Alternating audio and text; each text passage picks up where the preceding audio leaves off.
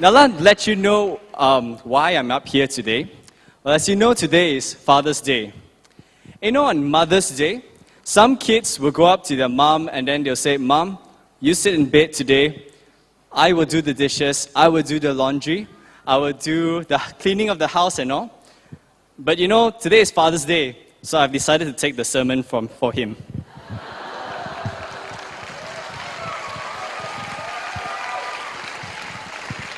Now, my 3-point sermon, is based on my dad. Because, well, it's based on my experience as a son with him. So let me share something to you about my dad. Well, my dad is not perfect, okay? Only God our Father is perfect. Now, I'll give you an example of why I say that. Now, when I was about Form 2, I went to tuition like any other teenager. Now, if you would know, teenagers nowadays love to use the handphone. And teenagers nowadays have the most incredible camera, MP3 player. They have everything in it. And I know some kids who are Form 1 or Standard 6 with an iPhone. Okay, so that's no joke. Well, when I was Form 2, my dad didn't see the need for one. So instead, when I went to tuition, he gave me a walkie-talkie. Could you imagine after tuition, I go up and go, "Dad, where are you? Dad, where are you?" Then there'll be no response. Some of my friends look at me, "What's this guy doing?" And then when he finally answers, you go, "I'm here already, Ian, over." Now, let me tell you, that is really embarrassing. So my dad isn't perfect. Well, that being said, he's still a really great dad. A really, really great dad. And today, I'd like to share with you 3 points about him. And the 3 points are hero, friend, and a teacher. Now, why hero? Now, when I was younger, I'm still young, but when I was younger, I used to pick adults, some of the adult or uncle and aunties that I knew as my heroes. Now, the reason why I picked them as heroes was because I looked up to them, and I thought I was really close to them. And, well, my dad came in second, because, well, God is first. That's what he taught me. So, the reason why my dad was second, was my hero, was because, not because he was my father, okay? It's because he was really close to me. Now, he really was someone who spent time with me a lot. Because ever since when I was 5, he actually brought me out. And we've always gone on Mondays to the coffee shop. And we'd just sit down and have a chat. Every Monday without fail. Every single Monday. And if not the Monday, we'll always replace it. So every week, I actually have to spend time with my father. Now, why a hero then? It was because during those times when I spent with him, I got to know him better. And I really looked up to him in almost everything that he did. Now, you know, some kids will think like people like James Bond as their heroes, right? He's a really cool guy, really romantic guy. Now, my dad is also cool and romantic. Now, you know, when I was in the car, my mom was beside me. Sometimes he'll just turn to me and go, "You know, Ian, your mom is really beautiful." I was like, wow, romantic. And not only that, of James Bond being cool, well, my dad can sing. Wow, he knows sing. So that's one example of him being a hero. Now, moving on to my second point, he's also my friend. Now, because of the relationship I share with him, I can talk to him about anything. And when I say anything, I mean anything. Now, we'll talk about anything under the sun. And actually, when I think back, there was once he actually turned to me and said, "Ian, I think it's about time we talk about something more intelligent." Now, back then, I didn't understand what it meant. But actually, when I think about it, I think I talked so much because I really enjoyed it, that after a while, it didn't make sense. I just liked talking to him. Now, there was an incident that happened last year where I got into a car accident. And what happened was I knocked one car and the other car hit the one in front. So I got into a lot of trouble.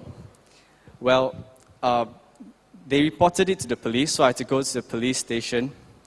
And then I had to deal with a corrupted policeman, and it gave me a lot of trouble. And I was quite worried. And the funny thing is, a week before that, my dad actually told me, be careful on the road. You never know what's going to happen.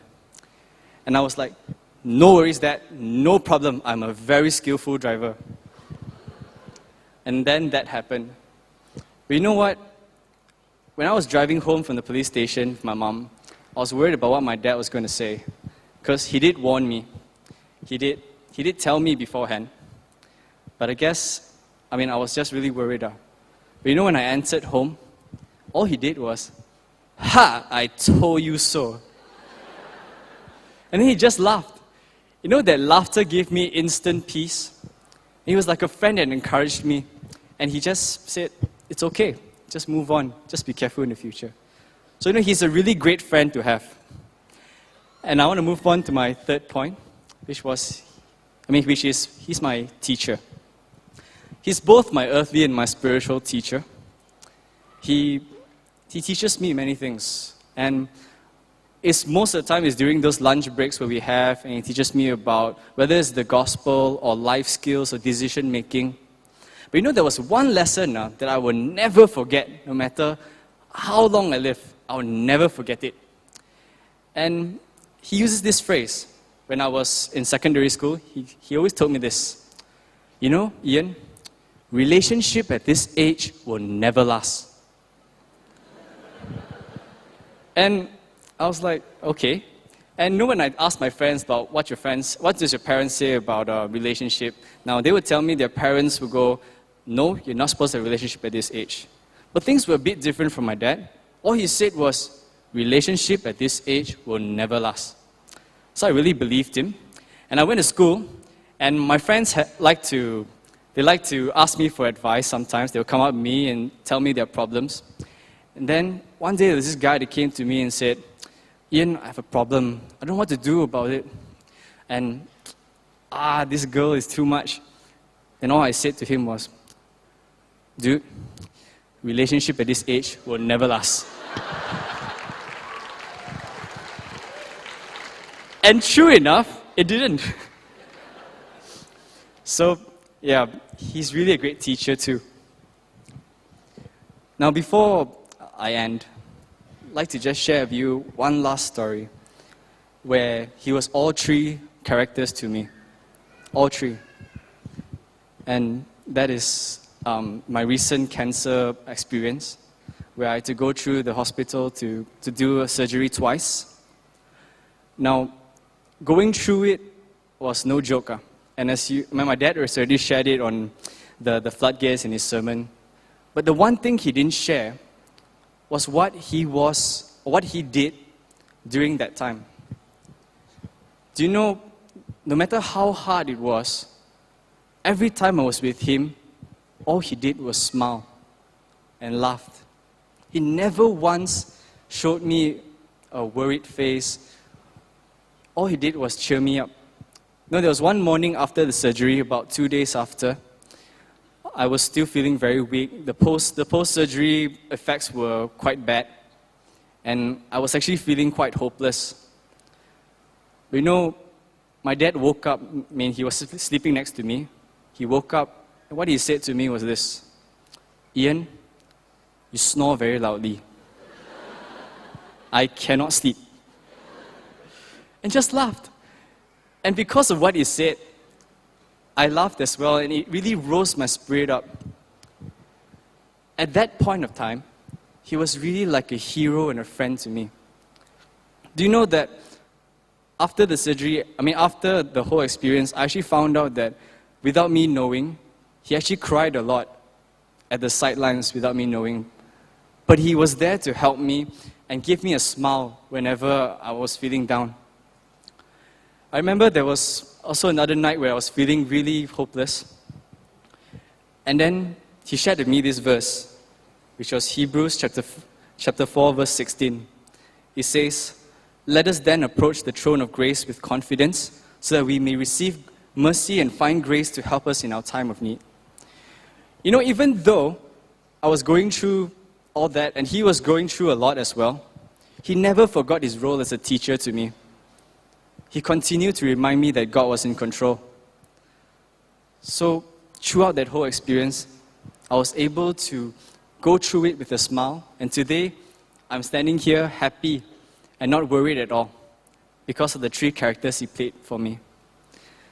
So, before I end, I'd like to show you a video up here.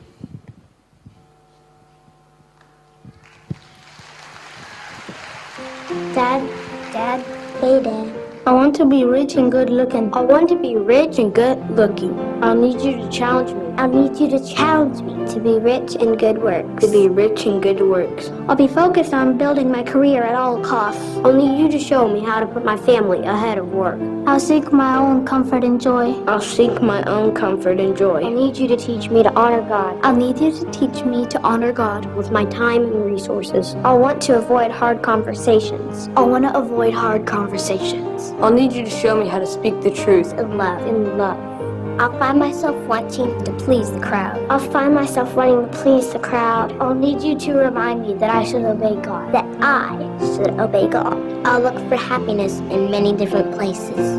I'll need you to show me that joy is found in Following Christ. I want to treat girls how the world tells me to. I need you to show me how to honor them with all my actions. I'll find myself stuck in bad habits. I'll need you to show me the way out. I'll need you to show me the way out. I'll need you, Dad. I'll need you, Dad. I need you, Dad. I need you, Dad. To point me toward Christ when no one else will. To point me to Christ when no one else will.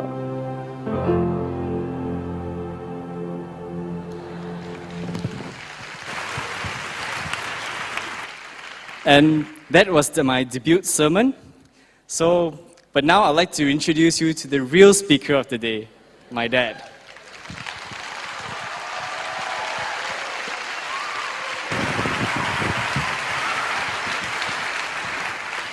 Happy Father's Day.